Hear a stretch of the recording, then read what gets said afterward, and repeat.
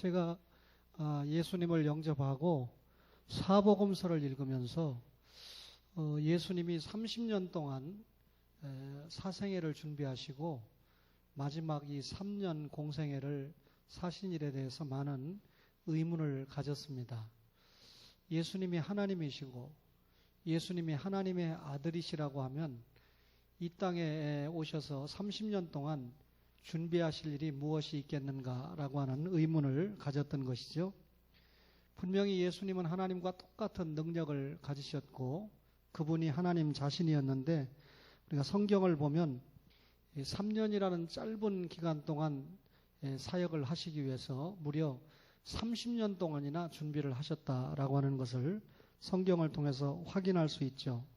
오늘 읽은 4장 17절에 보니까 이때부터 예수께서 비로소 전파하여 이르시되 회개하라 천국이 가까이 왔느니라 하시더라 하는 부분은 예수님이 공적인 사역을 시작하시는 분수령으로 소개가 되고 있는 부분입니다. 여러분, 사실 예수님이 30년 준비를 안 하셔도 그분이 하나님의 아들이니까 사생애 때도 얼마든지 하나님이 원하시는 구속사역을 감당할 수 있는 분입니다. 그렇죠? 그런데 30세까지 예수님께서 기다리셨다라고 하는 것을 성경을 통해서 우리가 보게 되죠. 그러면 예수님께서 30년 동안 무엇을 하셨습니까? 여러분, 예수님께서 이 영적인 준비를 하셨다 이렇게 볼 수가 있습니다.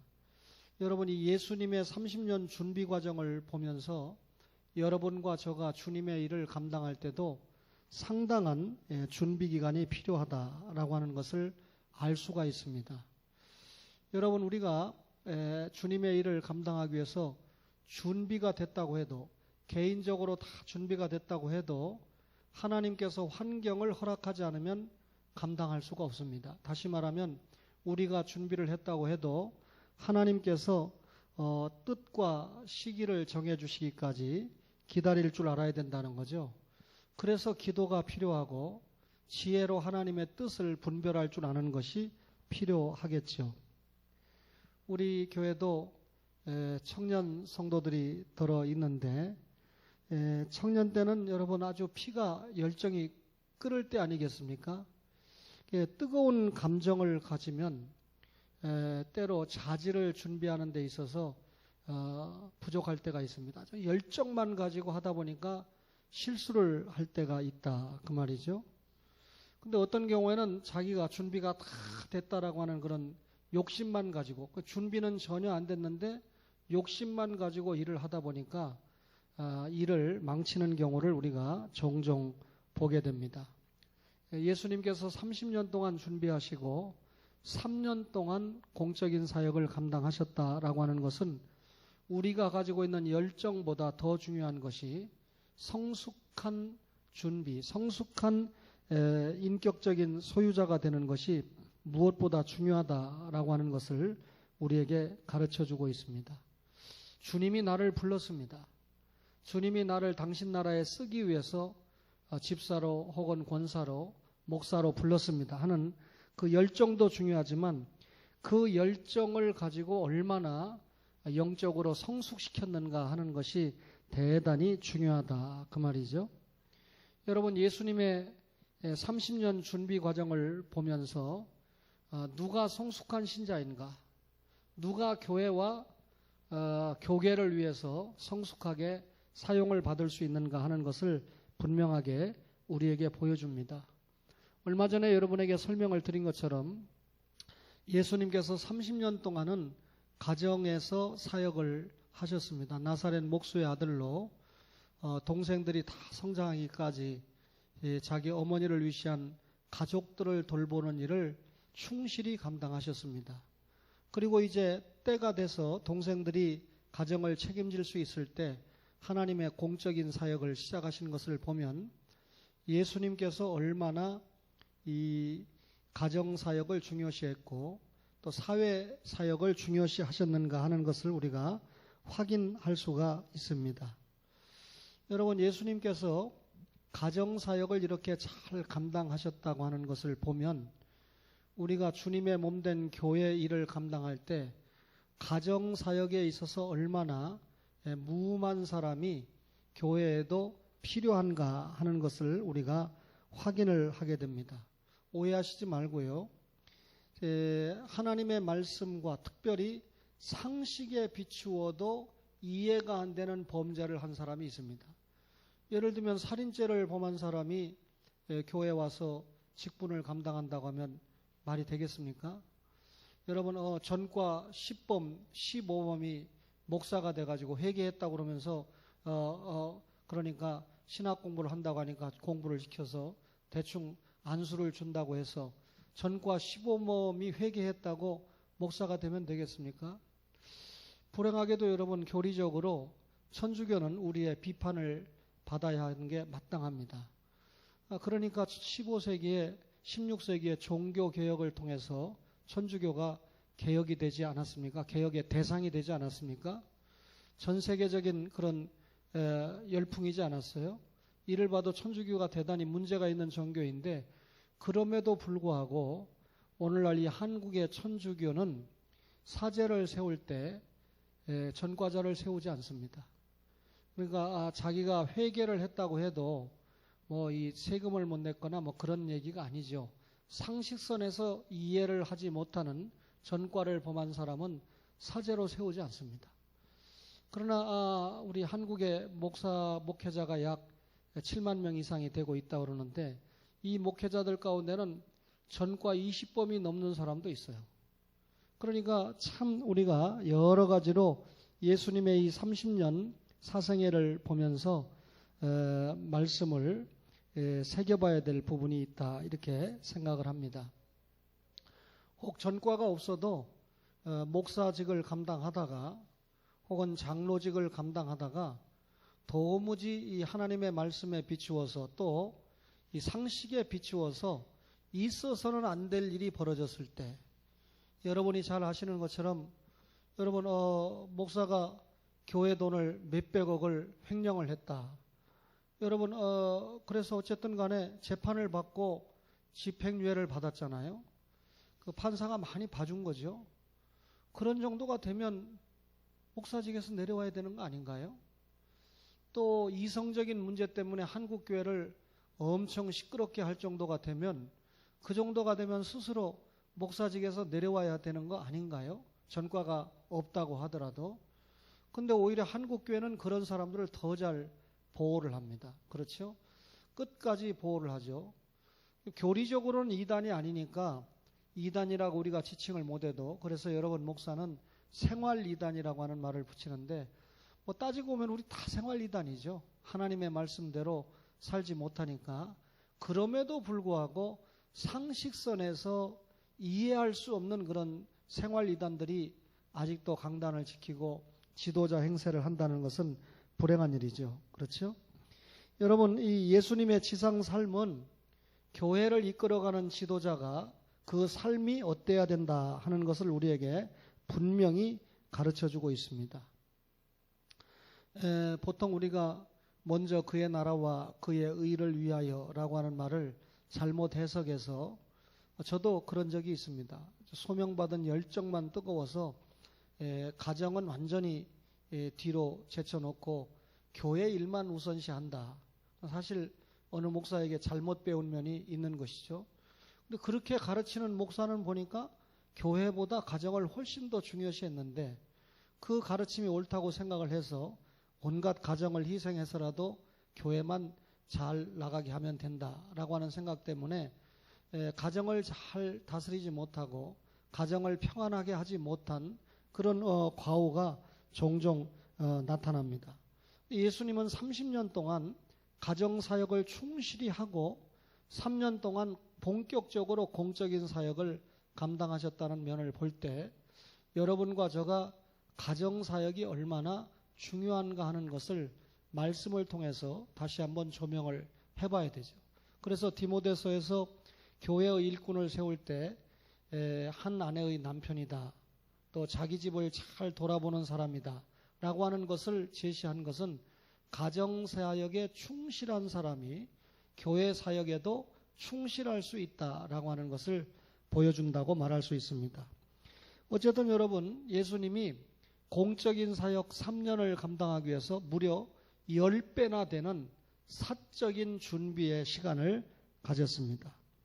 예수님께서 공적인 사역을 감당하기 위해서 철저하게 자기를 비우고 자기를 부정하고 준비했다. 사도 바울이 이렇게 고백했죠.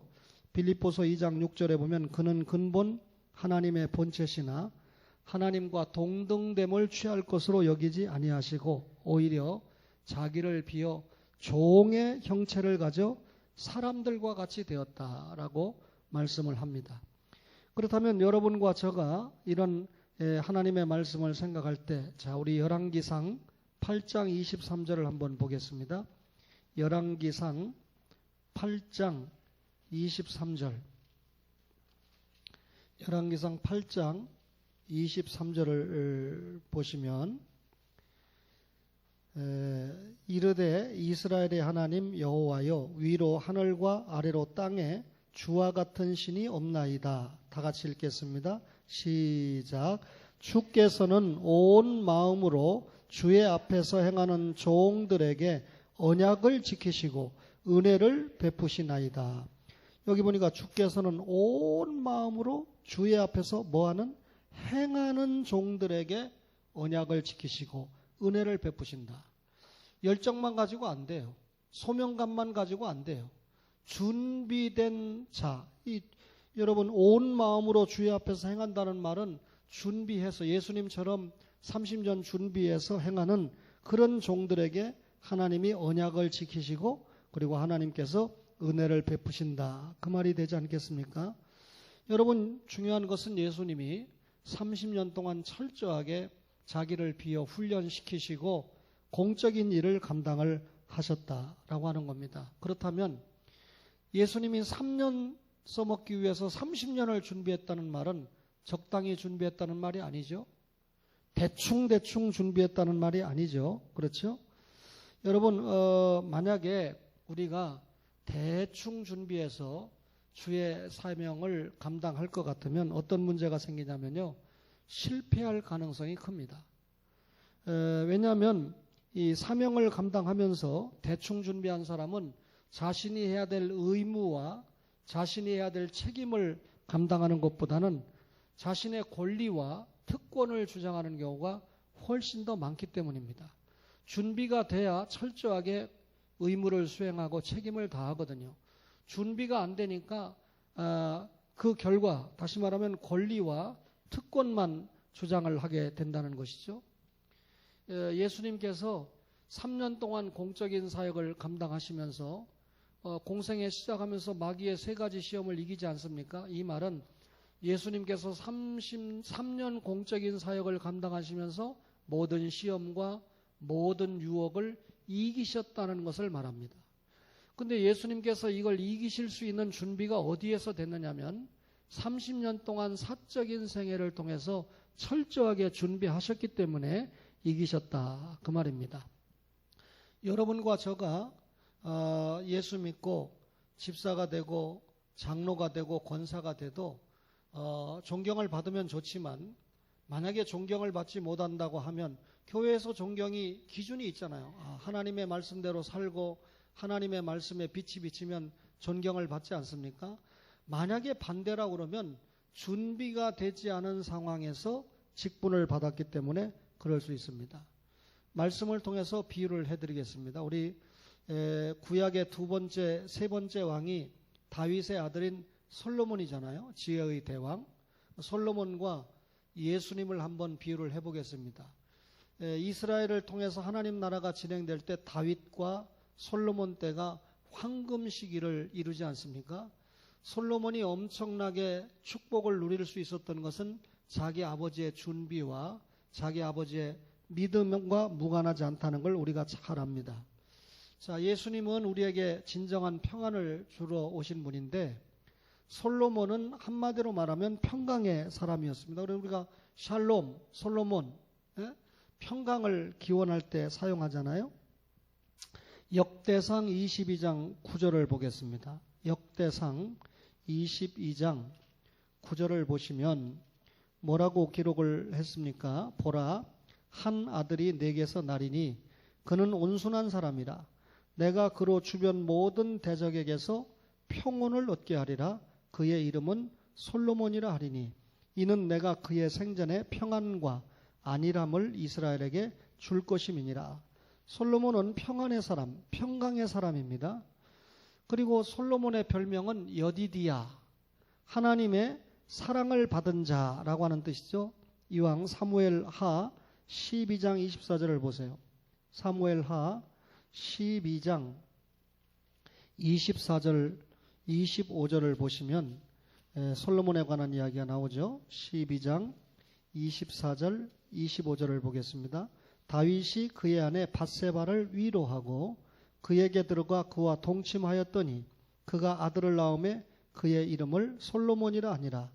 여호와께서 그를 사랑하사 선지자 나단을 보내 그의 이름을 여디디야라 하시니 이는 여호와께서 사랑하셨기 때문이더라. 여디디야, 하나님이 사랑하신다는 뜻이에요.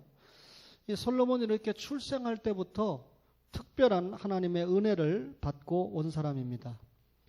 근데 여러분, 구약의 솔로몬 하면 평강의 사람, 예수님을 연상시키는 대표적인 사람인데 제 말이 아니고 사무엘하 7장을 보세요. 사무엘하 7장 12절을 보면 다윗이 부자 언약을 맺을 때 네 수완이 차서 네 조상들과 함께 누울 때 내가 네 몸에서 날 넷이, 솔로몬이죠, 네 뒤에 세워 그의 나라를 견고하게 하리라. 그는 내 이름을 위하여 집을 건축할 것이요. 솔로몬이 성전 건축했죠. 나는 그의 나라 왕위를 영원히 견고하게 하리라. 근데 이 솔로몬을 통해서 그 넷이가 솔로몬도 되지만 보니까 예수님 얘기예요.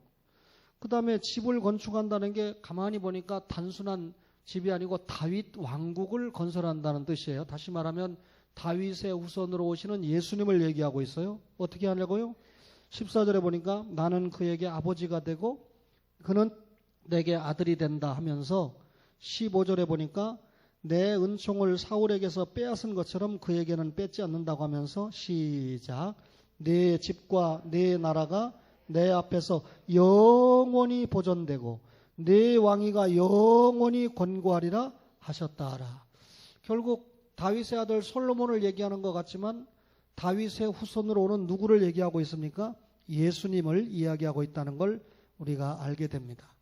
따라서 솔로몬 그러면 예수님을 연상하게 되는데, 자, 예수님은 30년 동안 준비했다고 그랬는데 솔로몬은 20년 동안 준비가 된 후에 왕이 됐는데, 사실 이 솔로몬은 다윗의 아들로서 왕자로서 별로 연단 없이 성장을 했습니다.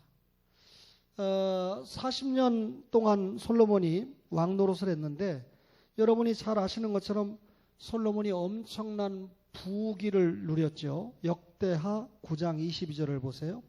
역대하 9장 22절을 보면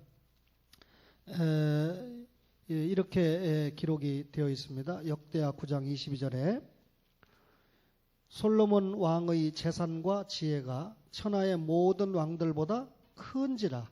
천하의 열왕이 하나님께서 솔로몬의 마음에 주신 지혜를 들으며 그의 얼굴을 보기 원했다라고 기록을 했습니다. 엄청나죠?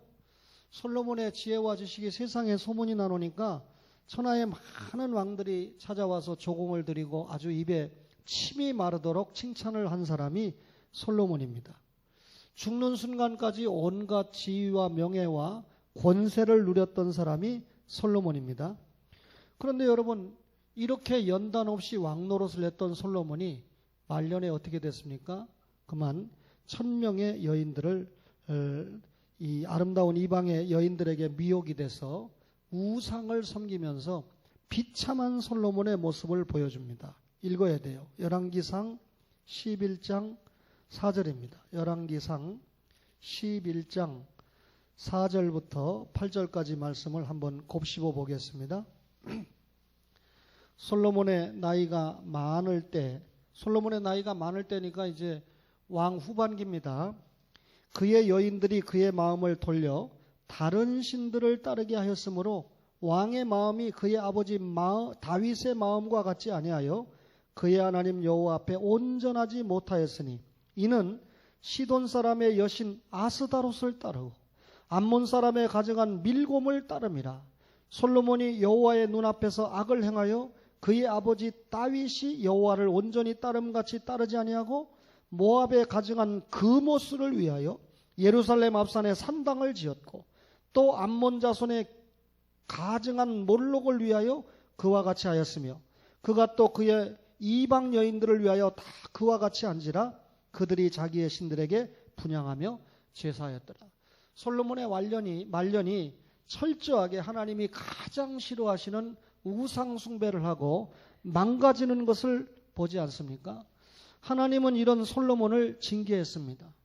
그래서 어떤 결과가 생겼나요? 열왕기상 11장 9절을 보시면 11장 9절부터 보시면 자, 솔로몬이 마음을 돌려 이스라엘의 하나님 여호와를 떠남으로 여호와께서 그에게 진노하시니라.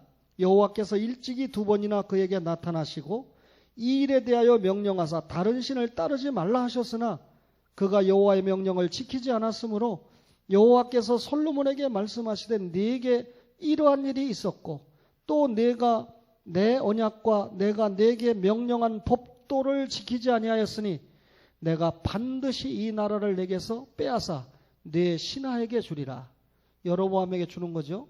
그러나 네 아버지 다윗을 위하여 네 세대는 이 일을 행하지 아니하고 네 아들의 손에서 빼앗으려니와 오직 내가 이 나라를 다 빼앗지 아니하고 내 종 다윗과 내가 택한 예루살렘을 위하여 한 지파 유다 지파를 네 아들에게 주리라. 솔로몬의 범죄 때문에 남쪽 유다와 북쪽 이스라엘이 갈라졌다는 것을 우리가 볼 수가 있습니다. 그러니까 여러분 왕을 세워달라고 했을 때 하나님이 왕을 상대한다고 그랬죠. 왕이 율법을 준수하면 백성들도 복을 받지만 솔로몬 왕이 이렇게 철저하게 조금 전에 읽은 대로 하나님이 가장 싫어하는 우상을 섬기고 여러분 여인에 빠져서 우상을 섬기고 하나님의 율법을 준수하지 않은 결과 그 나라가 남쪽 유다와 북쪽 이스라엘로 갈라지는 그런 징계를 받았습니다. 자, 제가 무슨 설교를 하고 있나요? 솔로몬이 왜 이렇게 됐습니까? 준비된 왕이 아니었다는 뜻이에요. 훈련을 받은 왕이 아니었다는 뜻이에요. 고난을 통과하지 않았다는 뜻이에요. 완전하게 왕자로서 호강만 누리다가 왕위에 오르니까 그만 잘하는 것 같지만 결과적으로 무너지는 결과를 가져왔다는 뜻입니다. 그런데 예수님은 어땠습니까?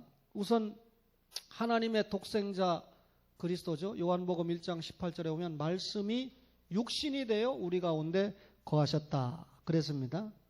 그런데 여러분 솔로몬이 그까지고 왕자라고 대단한 광명을 누리고 살았는데 그죠? 예?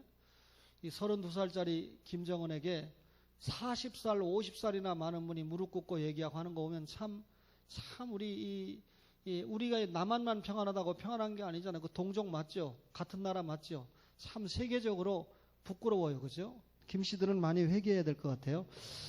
어쨌든지 여러분 예수님이 하나님의 아들인데도 불구하고 어디서 태어났어요? 다윗 왕궁에서 태어난 솔로몬과는 달리 마국간에서 탄생하셨습니다. 그렇죠?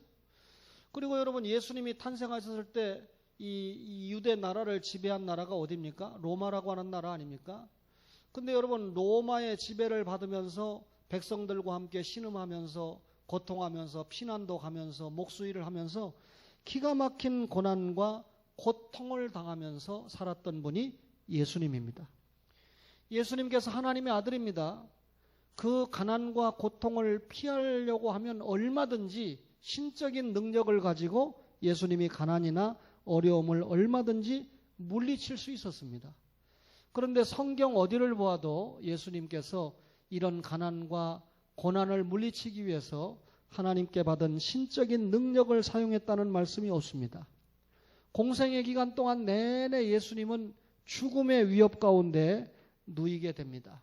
여러분 마침내 십자가에서 비참하게 죽지 않습니까?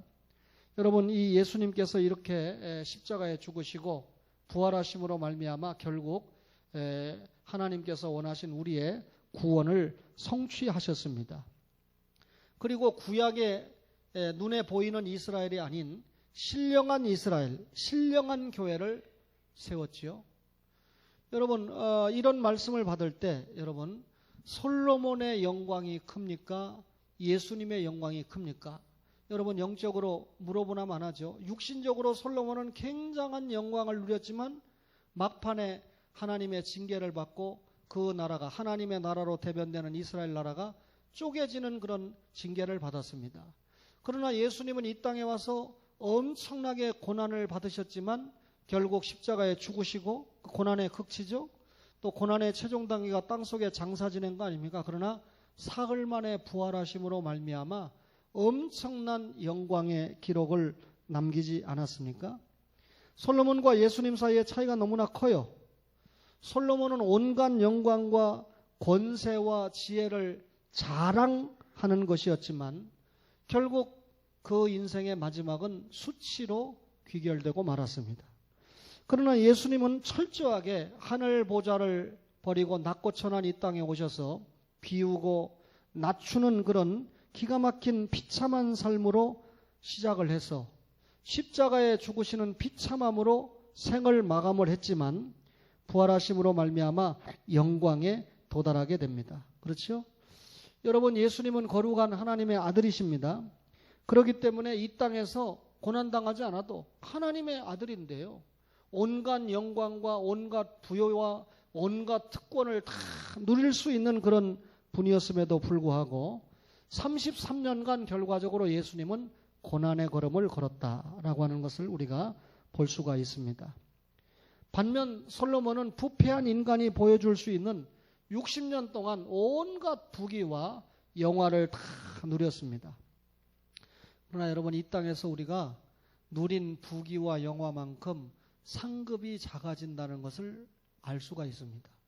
이 땅에서 주의 나라 확장을 위해서 낮아지고 온갖 고통을 감내한 것만큼 상급이 많아진다는 것을 여러분과 제가 말씀을 통해서 보지 않습니까?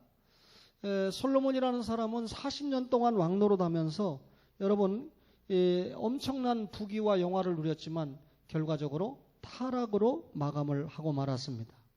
왜 솔로몬이 마지막을 타락했을까? 자기 경건이 충분히 없었기 때문에 그렇습니다. 저는 늘 기도하면서 조심하기를 제 아들보다는 훨씬 더 제가 더 조심해야 됩니다. 제 아들은 어떤 면에서 모태신앙이고 나름대로 목사의 가정에서 자랐지만 저는 제가 예수님을 믿고 의로 복음을 전했기 때문에 경건의 기반이 없습니다. 저를 위해서 기도해 준 분이 없습니다. 혼자 훈련을 받아야 되니까 참 어려움이 더 많았다는 생각을 하게 되죠. 그러니까 잘못하면 넘어질 수 있다는 거죠. 여러분들이 잘 아는 저 여의도의 어떤 목사도 전혀 저와 같은 경우입니다. 자기가 먼저 예수를 믿고 가족에게 복음을 전했다고 큰소리 쳤는데 그만 너무나 잘 되다 보니까 넘어지고 말지 않습니까? 그러니까 인간적으로 보이는 성공, 인간적으로 보이는 어떤 축복이 우리를 얼마든지 넘어지게 할 수 있는 그런 계기가 될 수 있다, 그 말입니다. 그럼 안 넘어지려면 어떻게 됩니까? 고도의 훈련을 받아야 된다. 고도의 자기 부정, 자기 십자가를 지는 훈련이 필요하다, 그 말이죠. 여러분, 예수 믿으면 잘 된다. 예수 믿으면 형통하다. 예수 믿으면 무엇이든지 잘 될 수 있다. 이렇게 생각하고 예수님을 믿는다고 하면 당연히 우리에게 오는 고난은 부정하게 되어 있습니다. 바울은 그리스도께서 남긴 육체의 고난을 자기 육체에 채운다, 이렇게 고백하지 않았습니까? 여러분과 제가 세상 부귀 영화에 취하다 보면 솔로몬의 말로를 영적으로 우리가 대비해서 생각해 볼 수 있습니다. 따라서 우리가 영적으로 망가지면 안 되죠.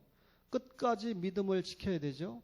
끝까지 달려갈 길을 잘 달려가야 되지 않습니까? 그러기 위해서는 우리가 지금부터라도 부족하지만 열심히 준비를 하고 훈련을 받아야 된다, 그 말입니다. 저를 위시해서 여러분도 다 마찬가지로 시험에 노출되고 언제든지 넘어질 수 있는 가능성을 충분히 가지고 있습니다. 따라서 여러분, 하나님께서 어떤 때는 우리에게 성공이라는 것을 가지고 출세라는 것을 가지고 미끼로 삼아서 우리를 흔들어 볼 때가 있다. 그렇게 생각이 됩니다. 인간적으로는 성공했는데 영적으로 무너진 사람들이 얼마나 많습니까? 따라서 오늘 이런 설교를 통해서 여러분과 저가 철저하게 하나님의 교회를 통해서 말씀으로 준비하고 그 말씀 받은 것을 여러분 생활로 옮겨야 되죠. 이렇게 말은 늘 듣는데 강단에서 들리는 말씀. 저는 제가 목사지만 당회에서 결정을 하고 또 교회에서 결정이 났으니까 뭐 저 참 그렇게 넉넉하지 않습니다. 뭐 어쨌든 별로 준비된 거 없이 올해는 자식놈 하나 장가도 보내야 되는 그런 입장에 있는데 평상시 하던 헌금의 2배를 하기로 했으니까 2배를 해야 되겠다. 제 아내는 잊었던 것 같아요. 주일날 아침마다 저한테 돈을 타가는데 토요일날 준비를 하는데 어떤 데는 깜빡이고 주일날 아침에 달라고 그래요. 평상시에 똑같이 달라고 그래서 역시 제 아내에게도 평상시 했던 것보다 2배로 드리기로 하지 않았느냐. 우리가 결정된 것을 유지하지 않고 지키지 않는데 누가 그것을 감당을 하겠느냐. 여러분, 여러분에게 꼭 액수를 요구하는 게 아닙니다. 교회에 대한 관심, 마음이지요. 그렇죠? 따라서 우리가 고도의 훈련을 통해서 주님의 일을 감당해야 됩니다. 제가 뭐 전혀 꾸중하는 건 아니고요. 오늘 보니까 이 왕리스 성도는 누군가 좀 붙잡아줬으면 했는데 식사라도 좀 같이 하고 근데 가버렸어요. 오전 예배는 오고 오후에는 가버렸습니다. 이제 이번 주부터 제가 최 전사님에게 중요한 사역 가운데 하나가 이 왕리스랑 만나서 대화, 우선 한국말이 어느 정도 되는가를 테스트해보고 기본적으로 되면 이제 그 다음에 이 복음을 제대로 좀 깨달을 수 있도록 이렇게 알려주는 과정이 필요하지 않겠습니까? 여러 성도님들도 그런 관심을 가져야 돼요. 주일날 보면 그런 성도 또 그동안 뭐 우리 교회 오셔서 다른 교회에서 뭐 권사님하고 또 안수 집사님을 하셨다고 하니까 안수 집사님과 권사님으로 예의는 우리가 갖추지만 우리 교회 안수 집사님과 권사님은 아니에요. 그 말은 뭐 우리 교회 안수 집사와 권사님이라고 중요한 거 아닙니다. 지금 당회를 밀어놓고 있는 것뿐이지 권사와 안수 집사 면직을 시켜야 될 대상자가 지금 있어서 기도하고 있는 중입니다. 우리 교회에서 받았다고 해서 중요한 게 아니에요. 얼마나 모습을 보이느냐 하는 게 중요하죠. 그런데 오늘 2분의 전도사님이 다 거기 가서 점심을 잡수더라고요. 아이고 한 분은 딴 데로 가시지. 한 분은 박광성 김분희 성도님하고 식사하고 한 분은 거기 계시면 더 좋았을 걸. 제가 오늘 교역자회 시간에 얘기를 하려고 했는데 이 말을 왜 하냐면 2분 전도사님에게만 해당되는 거 아니고 2분은 그 성도가 아프다가 이렇게 나왔다 그러니까 관심을 갖고 사실 뭐 변전사님은 잘 아는 성도들이지만 최 전사님이 이제 파악 단계에 있지 않습니까? 그래서 오늘은 변전사님이 최 전사님을 소개해주고 변전사님은 우리 박광성 성도님의 신앙을 더 좀 성장시키기 위해서 그러면 여러분들이 볼 때 이런 초신자들을 2분에게만 맡겨놔야 됩니까? 여러분들도 뭐 구역장이 될 수도 있고 기관장이 될 수도 있고 하니까 조금 이런 분들에게 관심을 갖고 그죠? 조금 가까이 가서 식사도 하고 대화도 하고 기도 제목도 찾고 해서 신앙생활하면 얼마나 좋겠습니까? 이런 부분이 우리가 고도로 조금 민감해야 됩니다. 영적으로. 우리 권사님들도 그렇고 집사님들도 그렇지 않겠습니까? 어쨌든 우리가 예수님이 30년 동안 자기를 부정하고 훈련한 모습을 통해서 성공적인 마지막 3년 공적인 사역을 감당할 수 있었다라고 하는 과정을 보면서 여러분과 저가 그런 신앙을 유지해야 되지 않겠는가. 뭐 오전 예배가 아니고 오후 예배니까 재정부 장로님이 재정 보고를 가지고 와가지고 목사님 최 전사님 뭐 사례를 드렸습니까? 왜 무슨 사례요? 그러니까 아니 무슨 11조가 자기 사례 반년 11조보다 더 많은 11조가 왔습니다. 장로님은 궁금해서 저한테 물어봤겠죠. 근데 저는 딱 생각하니까 뭐 그분이 저한테 11조를 드린다고 예고한 바도 없고 그러니까 부산에서 잠시 쉬는 동안에 동생 회사를 도와줬으니까 평상시 월급 받은 건 다니는 교회 11조를 냈을 것이고 퇴직금 받은 것을 11조를 내지 않았을까 하는 생각을 해보게 됩니다. 내가 잘 모르겠습니다만 여러분 그거예요. 제가 여러분 이 외대에 가서 이번에 집회하면 사례 좀 받을 겁니다. 그런데 그 사례를 제가 전액 주님 앞에 드리고 장로님에게 요구할 거예요. 이번에 책을 낼 때는 오늘 장로님이 눈으로 확인했으니까 제 책이 어느 교단에 공과로 나온 걸 오늘 눈으로 확인을 하셨으니까 그 교단에서 내년 공과를 고민한대요. 신재철 목사 책이 이런 게 한 권밖에 없는데 내년에는 어떡하냐. 뭘 어떻게 내가 또 낼 건데. 근데 그거 내는데 약간의 경비가 필요하잖아요. 그 경비를 제가 백화대 가서 벌어 갖고 와서 좀 지원 좀 해달라라고 제가 요구를 할 텐데, 자, 제가 그 사례 받았으니까 예를 들어서 100만 원을 받았다고 칩시다. 부산 가는 교통비 빼고, 밥 사 먹은 거 빼고, 여관비 빼고, 그 다음에 누구 지원해 준 거 있으면 빼고, 한 20만 원에 2만 원 11조 하면 맞나요? 그런 성도들이 가끔 보여요. 그건 하나님이 절대 축복할 수 있는 일이 아니죠. 그렇죠? 우리 최 전사님의 11조를 통해서 여러분에게 다시 한번 제가 생산적인 교육을 하는데 100만 원을 받으면 100만 원의 11조가 10만 원입니다. 그렇죠? 그리고 나머지 가지고 자기 생활을 하는데 그것도 부족하니까 선교원금도 드리고 건축원금도 드리고 하면서 주님 앞에 충성하다가 주님 앞에 가는 것 아니겠습니까? 사랑하는 초원의 가족 여러분, 귀한 이 할머니들과 함께 피자 타임을 가지면서 언제까지 이런 모임이 계속될까? 도중에 어느 분이 탈락을 할까? 안장순 할머니는 아무 문제 없어요. 뭐 인하대병원에서 벌써 끝나실 것 같았는데 지금 연세가 가장 높으신데도 문제가 없으시니까. 그런데 그날 이분들이 그래요. 목사님 3층까지 올라오는데 너무 힘들었어요. 주일날은 저한테 그런 얘기 할 여가도 없는데 그날은 여유가 있으니까 그런 말씀을 하더라고요. 목사가 좀 기민하지 못해가지고 어제 가보니까 이 송도에 저쪽에 공기 좋은데 집 한 채씩 사가지고 교회들이 들어와 있더라고요. 우리도 사실은 뭐 특별히 전도가 더 되는 거 아니니까 가족교회로 유지할 때 그런 거 하나 살았으면 그 교회들은요 가만히 있어서 부흥 안 해도 처음에 평당 300만 원씩 샀는데 1년 있으면 400만 원, 2년 있으면 500만 원 그냥 올라가는 거예요. 부흥 안 해도. 그럼 또 팔아가지고 또 성도들이 모일 수 있는 데로 가고. 근데 우리는 여기에 그냥 갇혀가지고 지금 왜 그랬을까? 제가 부족해서 그렇습니다. 그러나 이제 건축 헌신 예배를 드리면서 조금 더 우리가 훈련하고 교회를 사랑하는 마음을 가지고 이제 이런 어른들이 계실 때 좀 더 우리가 좋은 환경에서 예배를 드릴 수 있는 그런 공간을 가졌으면 좋겠다 하는 마음을 가집니다. 예수님의 자기부정을 통해서 우리도 철저하게 훈련받는 은혜가 있기를 주의 이름으로 축원합니다.